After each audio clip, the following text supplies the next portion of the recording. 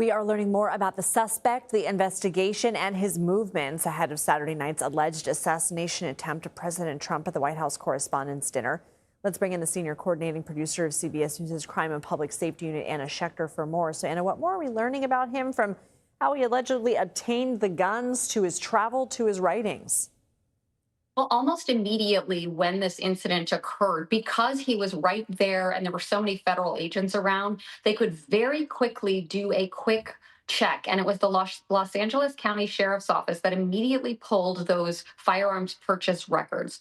One in 2023 and then again in 2025. So over the last couple of years, it wasn't like he just bought the gun. Now, one other thing we learned from our law enforcement sources is that he would go to the firing range to practice with his firearms. Now, that apparently came to light from interviews with his family members. They told investigators that as they were questioned in the immediate aftermath of this. So we are piecing together this aspect of him that was clearly preparing for something violent. And in that email, remember, he said he would have taken his chance if it had popped up sooner, but this was the soonest opportunity to target those administration officials.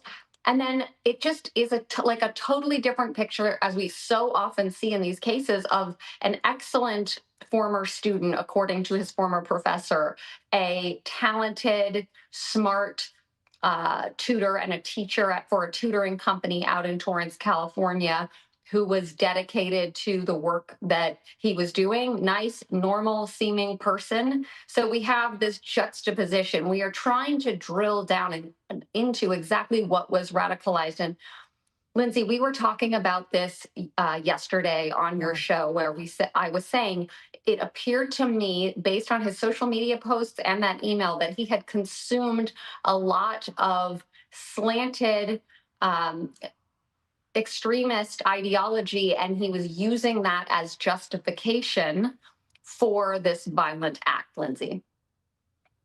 What questions are you asking of your sources when it comes to how the shooter was able to get so close?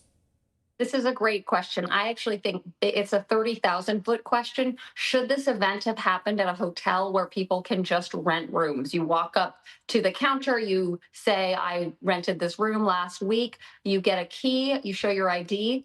There's no metal detector. That's just standard protocol at any hotel, unless you're in a really high security area. And they will probably reevaluate that if in the future the president and his cabinet members are all congregating in a hotel type of venue like this. They just might have more metal detectors. That is used as a deterrent, because if you have a firearm and you walk through that, it's going to go off. And you've seen that because so many school shootings, you see more and more schools having metal detectors. So that could be something that comes out of this. But I do think that they're likely going to choose a venue that is more secure in the future, based on what they learned from this incident. All right, Anna Schecter, thank you.